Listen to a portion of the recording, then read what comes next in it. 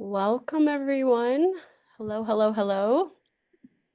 We're all trickling in. I'm seeing the attendee numbers go up. All right. Well, I want to give a warm welcome to all of our alumni. I'm Haley Briggs, the Senior Associate Director of Alumni Education here at the Alumni Association. Thank you to everyone for joining us. It's hard to believe for our fourth and final class in our Alum 101 History of the University series. So as we wait for some of our attendees to join us, I'm going to review a few housekeeping items before we get started. So this is an interactive webinar that is being recorded. We will share a link to the recording and on our website along with additional learning resources tomorrow. A reminder that we can only control so much of your screen, so please feel free to make adjustments to your view using the screen separator and enable the closed captioning, which can be found at the bottom of your toolbar. The chat feature is also active, and we hope you will participate in the discussion with other participants throughout the session. But because that chat section will be so active, please be sure to submit your questions for our speaker through the Q&A feature, which is also at the bottom of your toolbar. After the lecture, we're going to do our very best to get to your questions, but it's possible we may not get to all of them. And I just want to remind you that you can upvote questions by liking them, which will help us prioritize them. So to kick us off in the chat section, please let us know, as always, where you're calling in from, and then your favorite Michigan song and why. A special shout out to my colleague Brooke Posler, Senior Associate Director of our Alumni Career Program, who's going to be assisting us behind the scenes again tonight.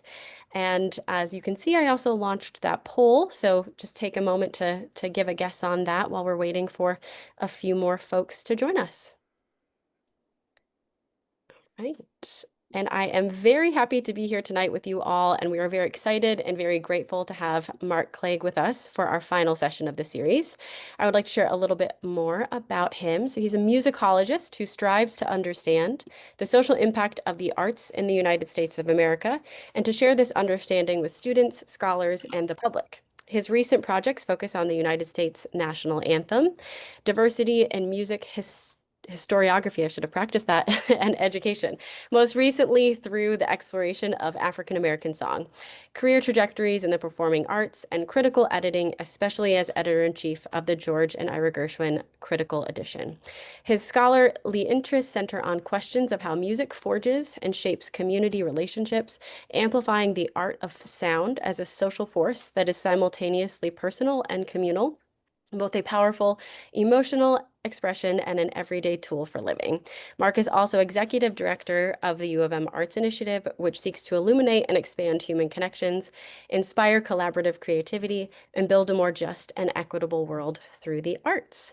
So now I'm going to go ahead and close and share our poll results. I think we have most everyone participating, share those out. And for anyone curious, the answer to that is 1917. That's when the Victors became the university's fight song.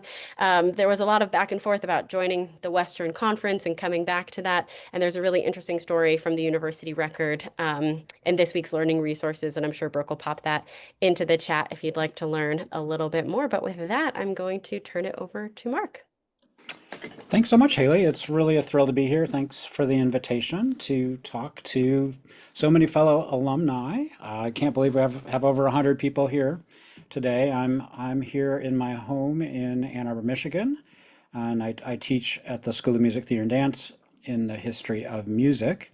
And I just wanted to tell you a little bit more about me. So we did a tech check and everything, so I'm just going to make sure this works. I'm going to give it a shot here. Is that the right one? Yes. Oh, I think I have to start my presentation before I can share it. There's always another thing. Let me see here.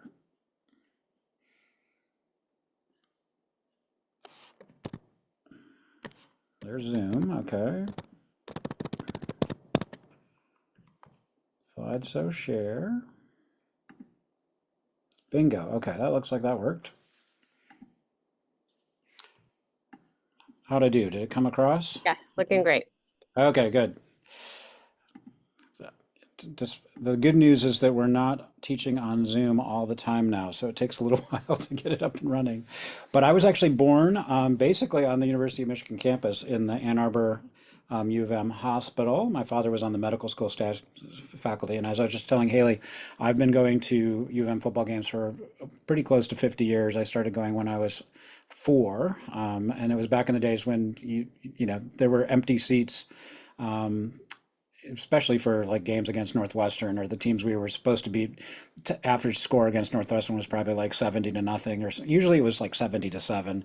They would always score something. But back in the Bo and Woody days, and I graduated from the University of Michigan myself with a joint degree from LSA in History of Art and School of Music, Theater, and Dance in Music Performance. And then I was lucky enough to join the School of Music, Theater, and Dance faculty in 2003, and currently I'm in a new role of executive director of the Arts Initiative. But a lot of my research focuses on music in the United States. And as Haley mentioned, I wrote a book on the history of the U.S. national anthem, and I've been very interested in song and sort of how people use music to find meaning in their life and find community and create community. And so, my own love of U of M and our fight song and our campus traditions sort of feeds into that. But I think its song is one of those things that brings us together, and we need more of that in the world today for sure. So um, I want to start today by talking about one of the early publications of the U of M Songbook, if we call that. We sometimes call it the Great American Songbook, like all the songs that came out of Tin Pan Alley and Broadway. But we can talk about the University of Michigan Songbook as this kind of collection of traditional campus songs. And there are actually physical books that were published pretty much annually in the early history of the university, from starting in about 1889 and going up through the 1950s. I think the last edition was in 1990. Doesn't get published quite so much because the way we treat these songs has changed over time, which is one of the things we'll talk about. But one of the maybe the third or fourth edition of the songbook was from 1904, and it has a nice précis that tells a little bit about the philosophy of the editor, who is a student named Franklin Wagner, and it's quoted here on the left. With songs, there is nothing that tends to develop college spirit more than songs of the alma mater. They reach the heart and stir the very soul of the college man, and it is man at this point, even though there were plenty of women at the University of Michigan starting in 1871. These songs, are the leaven of the social life at the university. They arouse the enthusiasm of the crowd and fire the zeal of the teams to fight and conquer. They help to recall the old grad, and I guess that's us on this call, his own happy college days. They brighten the days of the struggling undergraduate and lighten the heavy burden under which he imagines himself toiling. Moreover, the character of its songs is an index to a university's greatness. So that's particularly powerful, is that the quality of the songs of a university really is an index of the greatness of the university itself. And this actually it's not an uncommon 19th century idea that the quality of culture in a community actually refers to the quality of that community. We have some of those traditions, on campus, like the annual performance of the Messiah. If you were a great community in the United States in the 19th and early 20th centuries, you performed the Messiah every Christmas time. So the University Musical Society was largely put together in 1879 to do just that, to perform the Messiah every year. And so it's one of the calling cards of excellence of a community, is the ability to have music, to bring a choir together, for people to sing. And this is something I think that's sort of important to think about, is that how different college singing was in the late sort of 19th and early 20th century. You have to think about this at a time, sort of before there is recording, certainly before there's YouTube and Spotify and the ability of hear any song ever recorded. If you wanted to have music in 1889, when the first songbook is published, you have to make it yourself. You have to sing it yourself. So the notion of singing in groups, singing in church, singing in sort of social situations was super common. And so if you came to the university, one of the things you would do is learn these songs. If you were part of a fraternity or sorority, you would sing together.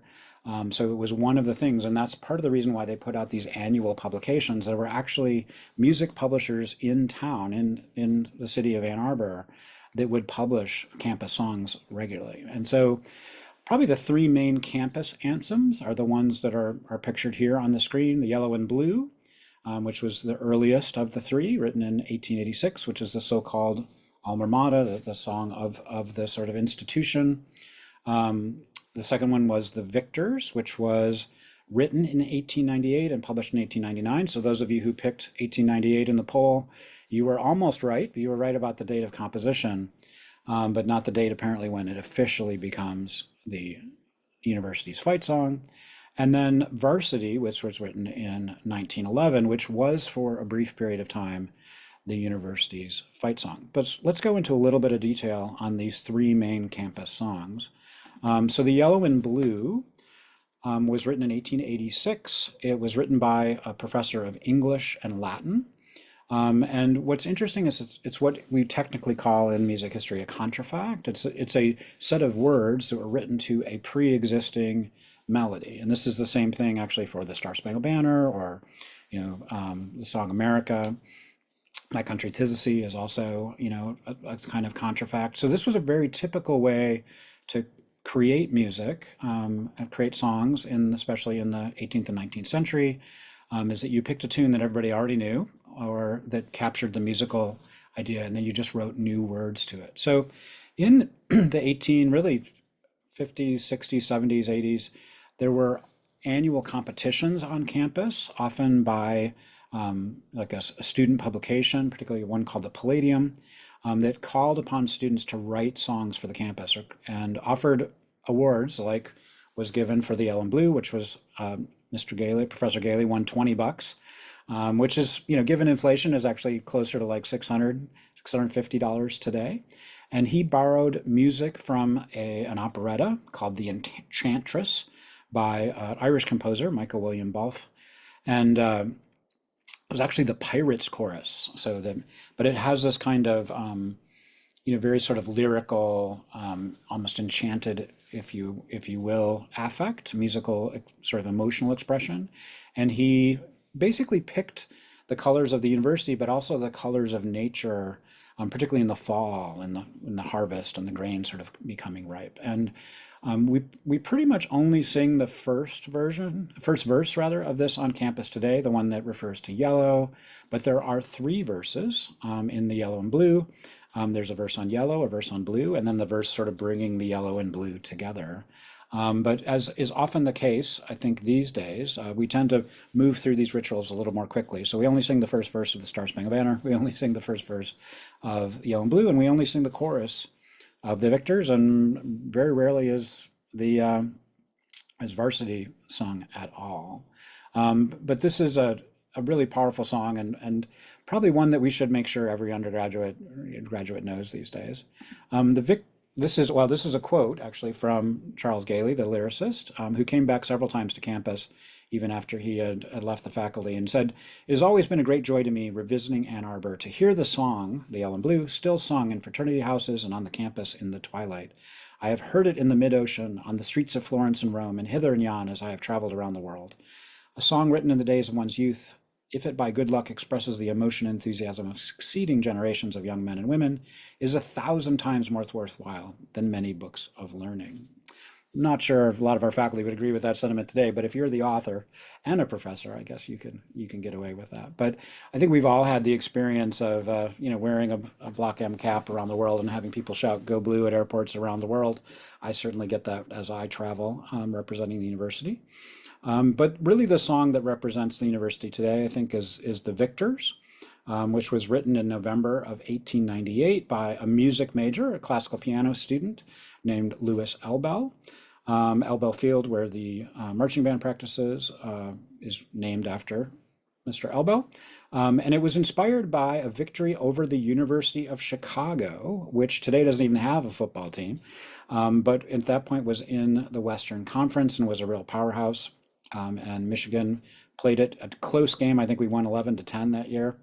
And anyway, Mr. Elbel had been at the game and was super inspired, and sort of, there was a big pep rally, and celebration after the game. And he felt that there just wasn't quite the right song to celebrate a titanic football victory as there should be. And so in walking home, his sister lived in Chicago. He started sort of marching on his way home, and started to get the idea around a march for the university, a fight song, and then took the train back to Ann Arbor the next day, and reportedly finished the tune, the melody, and the words on the train on the way back. So wrote it basically in less than 24 hours. Um, that was then set to music as a march in the next year, and then premiered initially with Al Bell himself conducting a student ensemble, and then soon after by John Philip Sousa, the famous bandmaster, who later said this was the greatest college march ever written, which all of us undoubtedly would agree. Interestingly, it fell out of favor and was not really sung all that much in the early, 1900s. Um, and one of the things that changed is that um, a tune called the Varsity was written in 1911, and I guess let me see if I should switch to that slide here. But it was an update, really, of the Victors, which had lost favor in part because the university had left the Western Conference in 1907, and so being champions of the West didn't really make any sense. And so two students, Earl V. Moore and Fred Lawton, wrote a new fight song called Varsity, and that became the official fight song when the university was not in the Western Conference. And then during World War One, Michigan re-entered the Western Conference in 1917, and the Victors was restored as the fight song of the university, and apparently made official at that time. Whereas before, it was just sort of campus practice. There wasn't so much an official naming of, especially of the Victors. But interestingly, Earl V. Moore ended up becoming rising through the student ranks. He was a very prominent musician on campus, led a lot of student theater productions, and then eventually became a professor and then dean of the School of Music, now School of Music, Theater, and Dance. So he, wrote this when he was a kid, but became a very important musician on campus. But one of the things I wanted to share with you is my very favorite rendition of the Victors, and this is a video that I'll play for you. It shows our musical theater students at the School of Music, Theater, and Dance. This is from a couple years back. I used to be Associate Dean of Undergraduate Students at the SMTD, and one of the things that allowed me was a front row seat in our welcome ceremony for new students every year for freshmen. And that performance would always feature, or that meeting would always feature a performance by the senior class in musical theater, who have created their own arrangement of the Victors, which is really special if you've never heard it. For a long time, it was like top secret. The musical theater program wouldn't let anybody outside of the program hear it. You couldn't make a video of it, couldn't put it online. I think that has changed, but in any case, I'm going to now share with you the secret version of the Victors from our own musical theater program.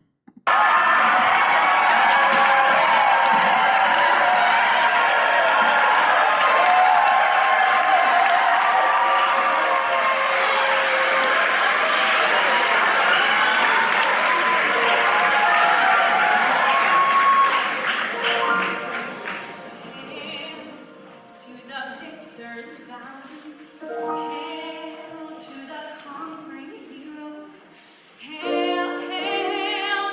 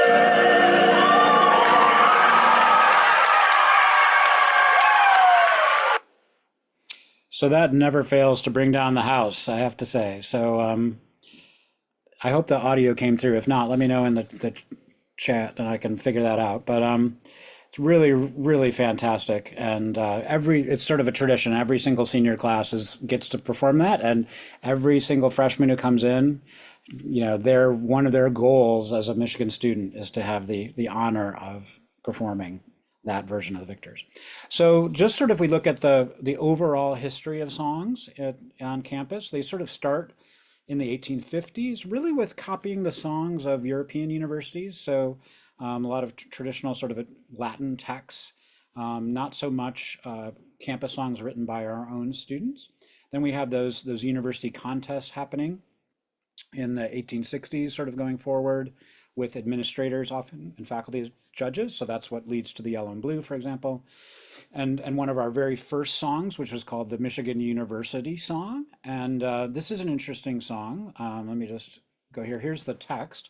And it's one of those songs that copies another melody, sort of a famous melody. So this is to the tune of the Marseillaise, which is the French national anthem. It was actually pretty common to hear the French national anthem in the United States.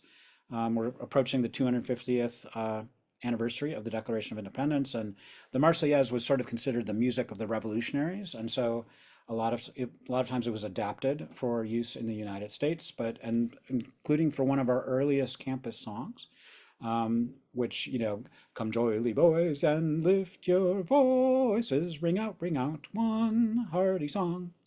And then the chorus ends in a way that's going to sound somewhat familiar. All hail her honored name, the pride of all the West. Obviously, I was not a vocal major, an instrumental major, but I find it interesting that hail is the emphasized word here. That's probably the most consistent word in all of the University of Michigan songbook. And this notion of sort of, again, of using new words in old tunes, sort of new wine in old bottles, if you will, again, was really common. And let me just show you another much more recent example of that. Another thing, I guess I'm showing off our musical theater program again, but this is one of the other things you can look for online if you are interested in researching songs, and maybe we can send out a couple links. But another thing that the seniors do in our musical theater program is they do something called senior entrance. So they basically write a skit in music based on their trajectory through the program, and they perform that in August. They actually show up to campus early, and they perform it right before. So this is the senior entrance from 2020. Let's see, no, it's fall of 2020. So the juniors who that year had their year interrupted by COVID protocols at the university. I'm happy to say that School of Music, Theater, and Dance came back to in-person education pretty quickly, but you can see that this song is recorded outdoors because it was under COVID. But they're actually doing a parody of a musical which you'll know, Hamilton by Lin-Manuel Miranda, and I'm Not Giving Up My Shot, and this is called Not Finishing Up Our Year.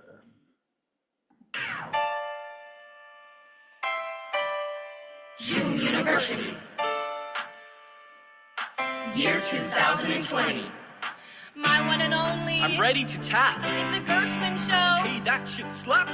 Finally getting started, rehearsals begun, but then suddenly the semester is done. We are not finishing up our year. We are not finishing up our year. Hey, yo, the email from Crystal said campus by dismissal, so we're not finishing up our year. We are not finishing up our year. And I'm locked inside my house. Now I'm locked inside my house. I imagine junior year would happen very differently. Now approaching week 3, shut away in quarantine for centuries. Thought I liked my family, but when I felt they scream at me, don't they understand that the pandemic's stressing me? Then I remember soon that film club is going on. I haven't watched the Addams Family on Amazon. I gotta go, gotta log on Zoom, gotta make sure to participate and gotta clean my room. Am I really still on mute? What? Really still on mute? What? I keep hitting the button and I don't know what to do. I keep posting on TikTok like every single day. All you freshmen have more followers than me, but that's okay. Take me back to school. I miss parties and staying lit. Even though they raised tuition and got us paying it. We got this, we're Wolverines, dig me? Wolverines. And we will persevere by any means. I hate to stop that because it's so awesome, but it really captures, I think, the energy that led to a lot of our campus songs because they were written by students about their lives as students. So the sort of probably the biggest font of inspiration for that kind of adaptation and creation of popular songs about student life, which is where a lot of our traditional songs come from, were the Michigan Union opera shows. And so these were popular from 1908 to about 1955. They became more sporadic later on, but annually, once the Michigan Union, which was the men's club initially, Michigan League was the women's club, on campus, when that opened, they would do annual fundraising shows. They were basically musical theater shows that were written by people like Earl Vincent Moore, the future dean of the School of Music. These are some of the examples. The men's shows were performed all by men, so all of the female roles were done by men cross-dressing. But they were, comedies. They traded on popular music of the day, including minstrelsy. So there's a sort of complicated history to these shows, but they very much reflect popular student life. At again a time before radio, before movies, before really the popularity of audio recording. If you wanted music, you made it yourself. And the lyrics for this were often about sort of day-to-day life. So a lot of the songs we know, like "Want to Go Back to Michigan," came out of these Michigan Union shows. Then I would say the other way in which these shows get created is really through university commissions often for anniversaries like the centennial or the sesquicentennial, the bicentennial. So one of my favorite songs is "The University" by a friend of mine, Professor Jerry Billick, who is retired now but was on the music faculty at the time that he worked with a student, Hazen Schumacher, and wrote one of this probably the last song that entered the sort of frequently performed corpus of Michigan songs. And the glee clubs, the women's glee club or the men's glee club, are sort of the curators or the caretakers of this tradition in many ways. And then the most recent song, and the only one by a female composer that I know of, is a song called "Michigan Unite," which was written by Professor Kristen Custer for the 200th anniversary of the university in 2017. And there's also sort of a fundamental tension, I would say, between these songs, between the sort of official songs of the university and then the songs that the students really wanted to talk about. And so you even heard that a little bit in the musical theater. There's some criticism of the university built in. And so those are not the official songs, but an important part of campus culture nonetheless. So a lot of my research on the campus songbook started really around my work with the Bentley Library. This is one of my favorite little items, which is actually a piece of paper that you got at the football stadium that you rolled up into a megaphone, and you could amplify your voice. And a lot of this is about, again, creating a shared experience for students, a sense of continuity and tradition, used for ritual and commencement events, sporting events, connecting to us as alumni and sort of maintaining that connection. And these songs are generally, constructed for, that purpose. So I could literally talk for the next 2 hours about this, but I'm going to resist that temptation. But I'll give you a few highlights, some super rare songs that you've probably never heard. Campus songs are often in that, wrong slide, in that popular vein and often referred to sporting culture. They were often written for those Michigan Union shows or the J-Hop dance, which was the junior dance that was hosted on campus at the turn of the century into the 20s and 30s. And so, probably the heyday of a lot of the collection or the creation of these songs was in the early 20th century, and the Victors is certainly the most successful of those songs. One of the three songs I can show you quickly, and this is one of our students, Jennifer Cresswell, who recorded these songs for me. We actually sent her the pre-recorded accompaniments, and then she performed them. She's one of our voice doctoral students, but she sang us, this one was really surprising to me, the Blue Book Blues. So, the blues music was really popular, and jazz sort of started to sort of hit during World War I. And this was a tune that talked about basically the struggles of at the end of the year of having to take all of these exams. So let's just hear a little bit of this. In the interest of time, I'm going to have to cut all of these off, but they're online, and we'll make them available to you.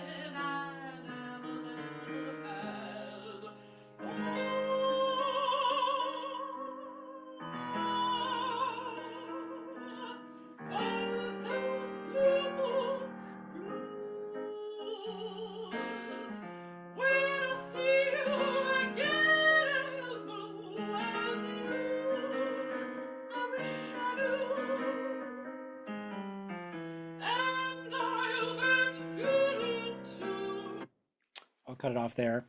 Um, but you can, one of the things was cool was that there were blue books in 1918. I didn't know that. Certainly there were blue books when I was an undergraduate. Um, and I wonder, many of us on this call probably remember blue books. Blue books are not common on campus today.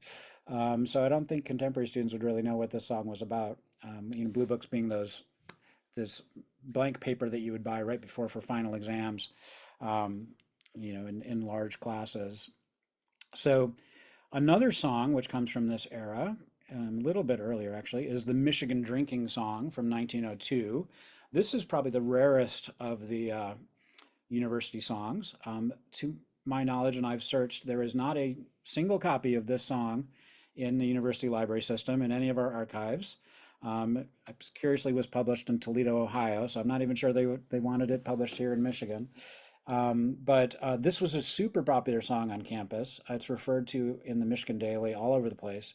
So I actually spent quite a bit of time searching for this one and managed to find a copy on eBay. So I know I will donate it to the Bentley Library when I retire, I think.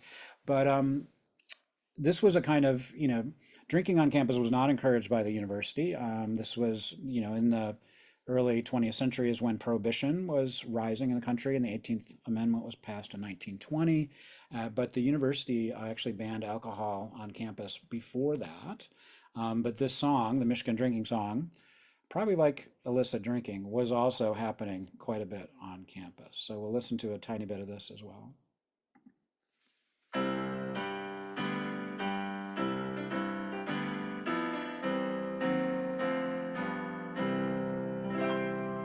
Clink, clink, clink. Oh, fill the glasses high. Drink, drink, drink, until the cask is dry. In ancient Greece, in times of war and peace, old Bacchus went a-roaring. From early day he sought his way, until long after glowing. He stopped whenever he saw vintners working, and bade them labor without any shirking. For the product of your toil, quoth he, will make dull time pass merrily. Old Buck was right, 'twas not a boast, and so till light we'll drink the toast that we love most.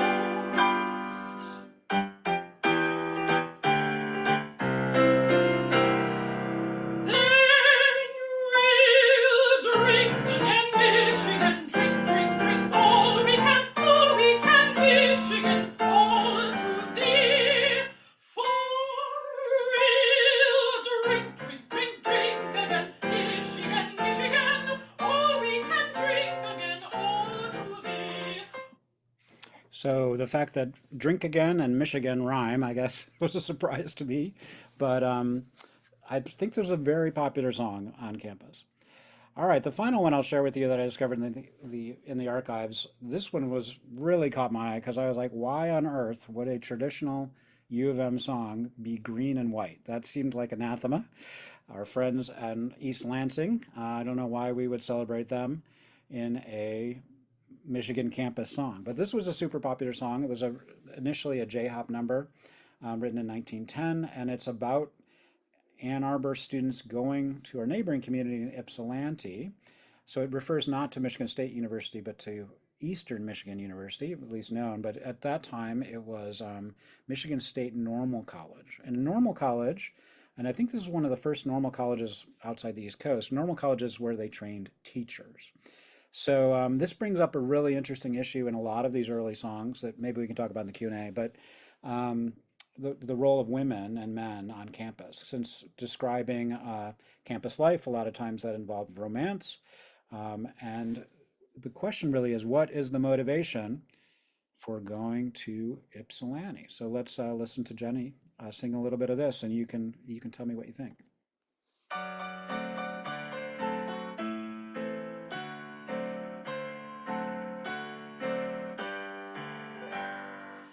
There's a little town we know where the fellows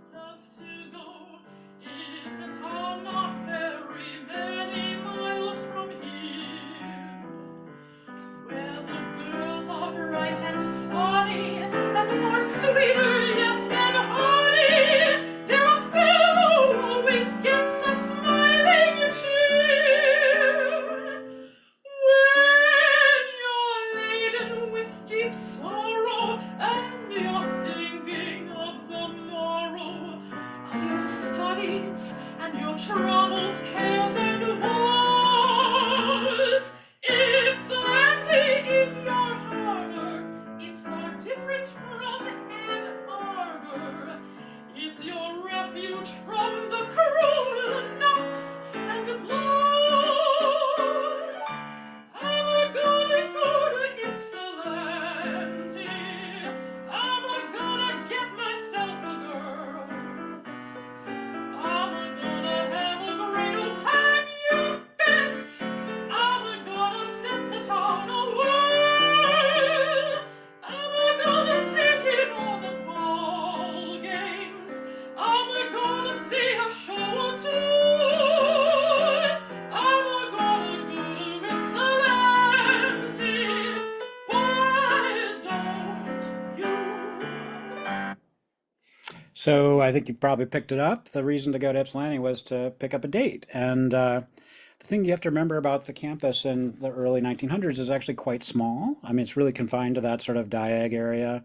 And one of the big differences with a teacher's college is that most of the students were women. This is the graduating class of Michigan State Normal College from 1916. All the people in the white shirts, if you can't make out the detail, are women. And so it was a great, if you couldn't find a date on campus, I guess you went to Ypsilanti. A lot of our students live in Ypsilanti these days just because the rent is a lot lower.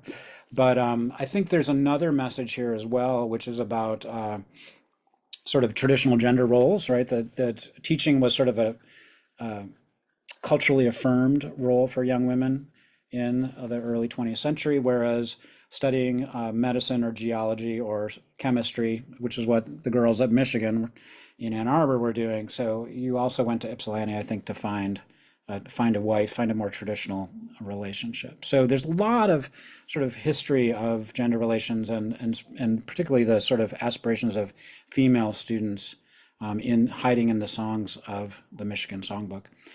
Just to wrap up, and I'm probably going too long as is, I just want to talk about two more recent traditions. If you've been to the Big House, really around Mr. Brightside. So this is a song from the Las Vegas band The Killers, 2003, but it's been played pretty much at every home game since 2017. And it's usually at the end of the third quarter, sometimes maybe the beginning of the fourth quarter, because at least in its recent iterations, it's used in a very specific way. And I know when I'm getting ready for the football season, I always brush up on the lyrics to Mr. Brightside. And if ever I get the fancy tickets with the Provost box, I'm singing at the top of my lungs and people are wondering what the heck I'm doing. But students are definitely singing this. I have a little bit of a YouTube clip here to show you not only the effect, but why, or at least the subversive intention that's come into Mr. Brightside at our football games.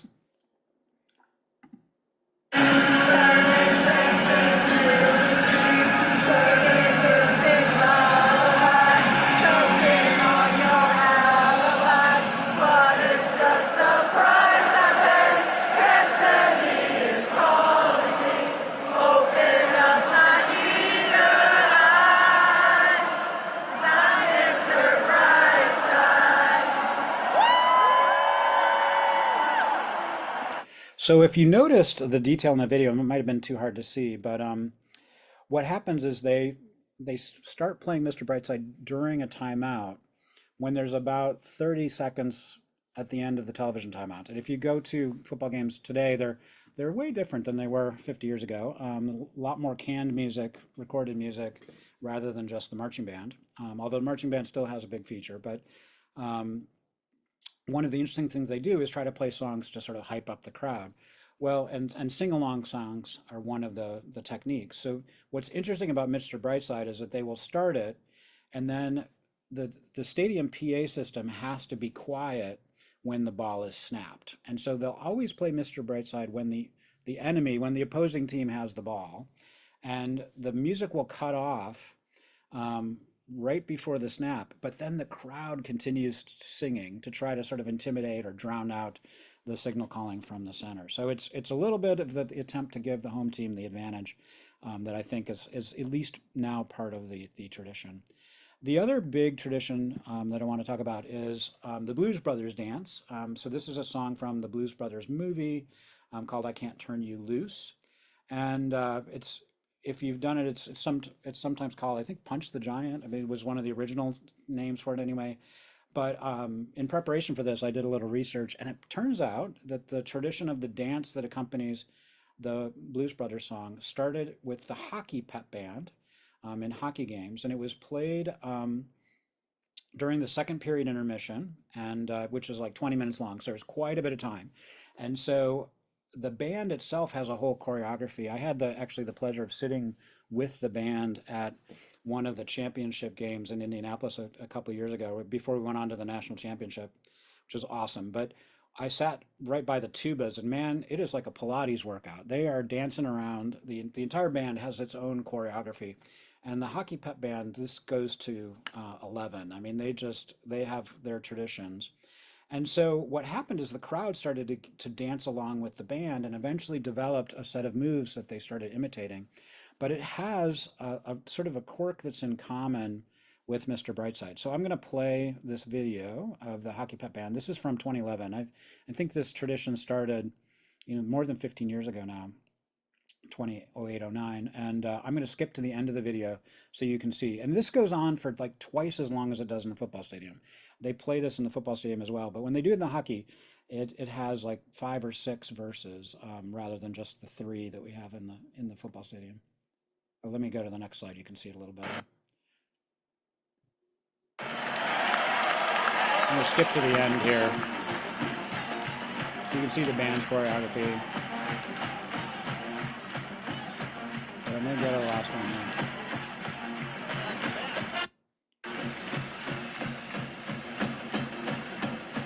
So that's John Pasquale, who's the current director, leading.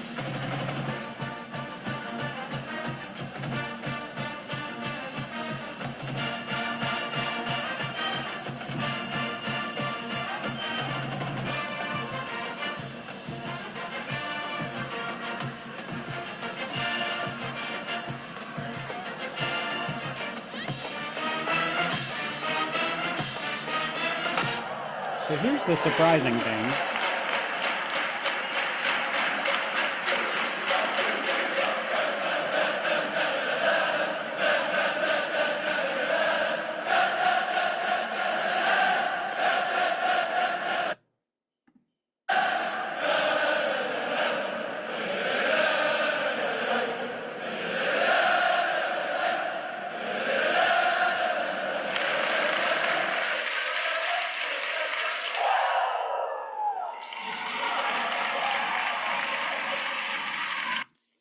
So even after the song is done, the fans continue. So just in conclusion, I think the real function of campus songs is to create that community, that magic of our alumni network, what sticks with us our whole lives as undergraduates graduating from the University of Michigan.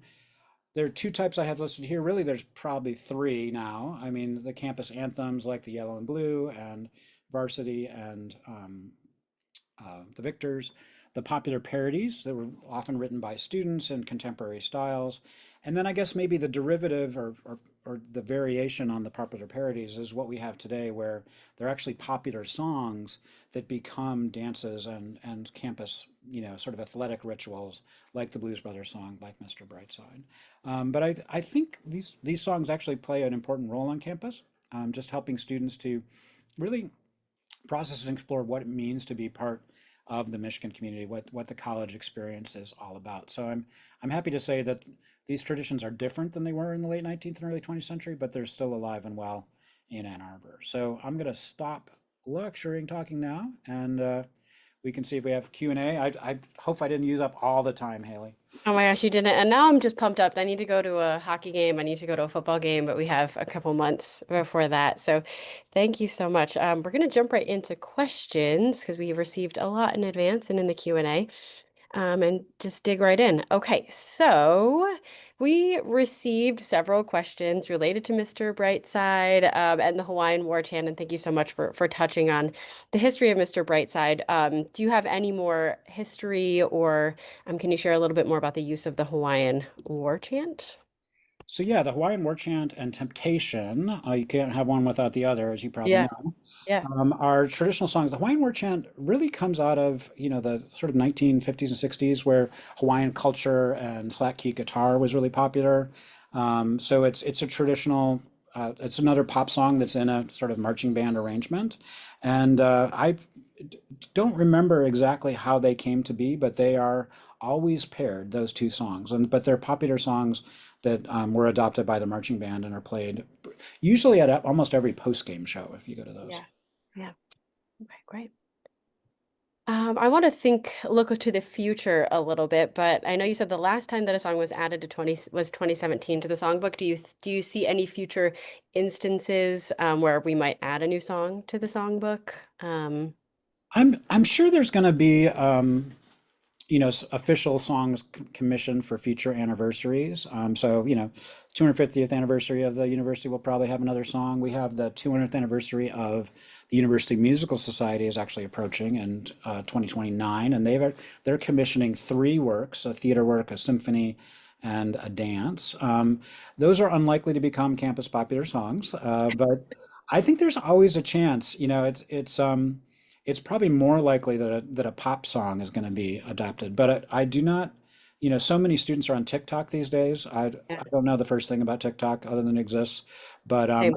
it's pretty likely that there's going to be a TikTok song that goes viral on campus, and maybe that could become one of those Yeah, things. yeah. I like the idea of the old of competitions and having people kind of write their own, and I wonder if that could work in a future It wouldn't be a instance. bad thing. Maybe the Alumni Yeah. Society should have a competition. Hey, there we go. Good idea.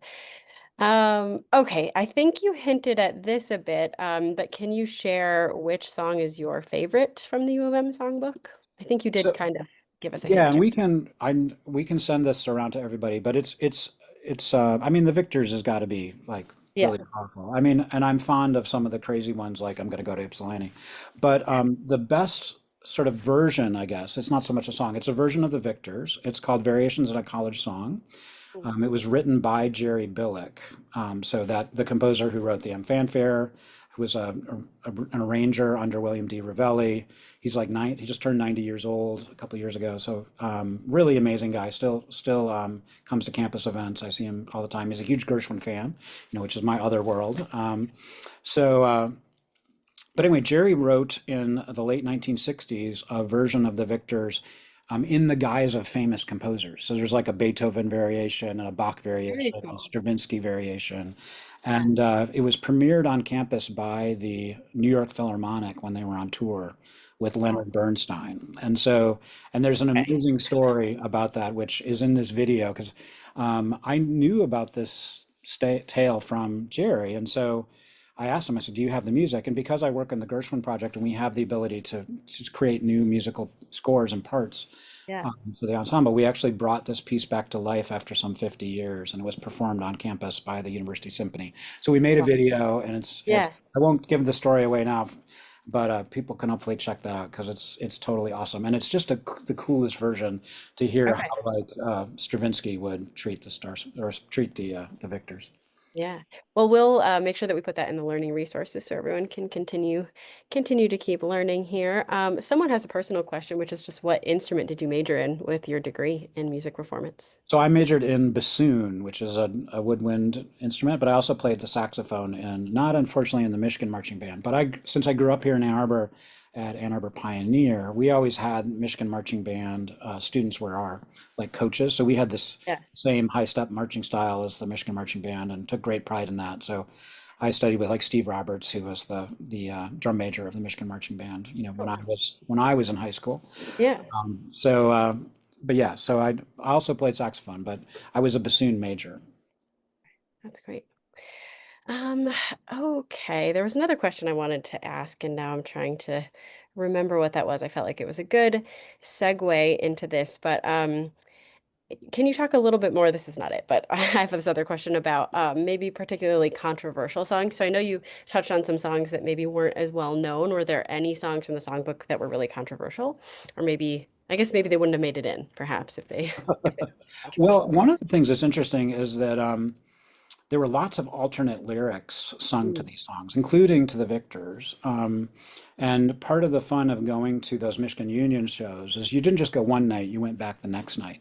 And they would write new parody lyrics for every single night, making fun of certain professors or, certain majors or whatever. And there are lots of references, obviously, to the classics. When I was a freshman, I took great books, so we Yeah. read a lot of the same kind of things they would have read in the like 19th century, the Iliad and the Odyssey and things like that. So there are definitely sort of secret lyrics that were pretty clinical or pretty bawdy. One of the interesting things is that there's a tune from uh, or a set of lyrics from 1941, which was actually a parody on a traditional song, Michigan Men, and it was about Michigan women. And it basically talked about, and so it's during, right before World War II, and it's really sort of about women and their role and ambition and intelligence and all of the things that we'd want to celebrate. But that song disappeared in the next iteration of the songbook. So that's and did not come back really until the theme of women actually in the songbook, the official publication anyway, until the 1990s when a woman edited the songbook. And so a lot of the women's Glee Club songs reflect the female experience on campus. And so one of the interesting things of going through those old songbooks is to sort of track that tension and where women's rights breaks through in the Yeah. Michigan Songbook. Yeah, I was gonna say, did the Women's Glee Club sort of have their own separate songbook of songs that they were writing, or were they just primarily singing from the U of M songbook too? They had alternate songs. They Yeah. sang songs that were off book, if you will. Yeah, yeah, yeah. I can imagine. Okay, let's see. My next question. So you shared with us the wonderful music theater and dance version of Hail to the Victors that new students get at orientation. We had a lot of questions submitted in advance if just the general student population receives a training on how to sing Hail to the Victors in orientation still. There were quite a few questions related to that. Do you know if that's still the case?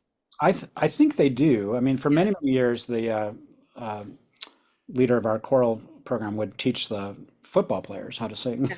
Oh, that'd be helpful. Yeah. Um, but I think we go over it in in orientation. I can tell you a funny story, which is that my wife is also a graduate of the University of Michigan, and her final audition for my family, she's a classical violinist, but her Uh, final audition was to accompany my parents to a football game. oh my God. And so we made sure she knew the words to the victors Yeah. before she Yeah. went. So Well, I don't know about today, but I can date myself. I think someone else is dating themselves in the chat too. But in 2007 at orientation, we were still learning how to sing Hail to the Victors, though I grew up in a Michigan family and knew it from birth, well, I will basically. check on that. I meet with our friends in the Office of New Student Program, so I'll make sure that the knowledge is being passed on. That's great. Well, I think we're almost at time. I know we have some other questions. I'm sorry we didn't get to them all. I know someone had a question about maybe an early on songbook. Maybe this can be our last question. One of the earlier versions said the Michigan University instead of Mhm. the University of Michigan. Do you know any reason why it was written differently in the I song? I noticed that as well, and even the Michigan University Songbook. Yeah, It yeah, just feels a little awkward today right, because it's right, 'cause it's yeah, backwards. yeah, And I think there wasn't quite a sense of the branding of yeah, the UVM. And you also notice on those early songbooks that it doesn't have a black M on it. yeah, So I think these are very much student publications they're edited by students. They're not published. They're sort of published in relation to the university, but they're not university publications. They're not Michigan University Press, yeah, University of Michigan Press. So I think you see some of the sort of pre-Block M branding of the university, and when maybe when going to university was a little bit less of a business than it sometimes is today. So that there is a sort of a beautiful ethos, I think, to some of those early songbooks, in part because they really reflect the student experience, yeah. rather than the sort of the university, sort of Sanctions. marketing. Yeah, yeah. Definitely. Well, thank you so much. I also want to note that we put a link in the chat to some of the old songbooks that you can look at via the Bentley Library, and alums should have access to that. But I just want to thank you again, Mark, for being with us today. Thank you for your time and your expertise. I could listen to you talk about these topics for a whole several hours. Maybe we do a whole Alum 101 all on U of M songs. But if you'd like to learn more about Mark's work in the U of M Arts Initiative, you can visit arts.umich.edu/arts initiative. And you can also subscribe to their newsletter, which is at arts.umich.edu/newsletter. I think Brooke is putting all of those links in there as well. And To I stay in like, touch with people. Yep, absolutely. yes. Yeah. And I'd like to remind alumni that our recording of tonight's session and additional learning resources is going to be available on our site. And just a general thank you to everyone for joining our first Alum 101 course. I can't believe we are already through our first 4 lectures. We're going to put a survey in the chat. We'd love your feedback. We'd love suggestions for future course topics. Let us know how we did. We're also going to be sharing that survey out in an email tomorrow, and save the date for our next Alum 101 topic to be determined this fall. I think we'll have it in October, so more to come on that. And I just, thank you all again. Thank you, Mark, so much. Have a great rest of your evening. Thank you. And go Blue. I'm going to go listen to some U of M songs on my drive home. That's right. Work on those Mr. Brightside lyrics. Yeah. All right. Thanks, Bye, everybody. everybody. Take care. Bye-bye.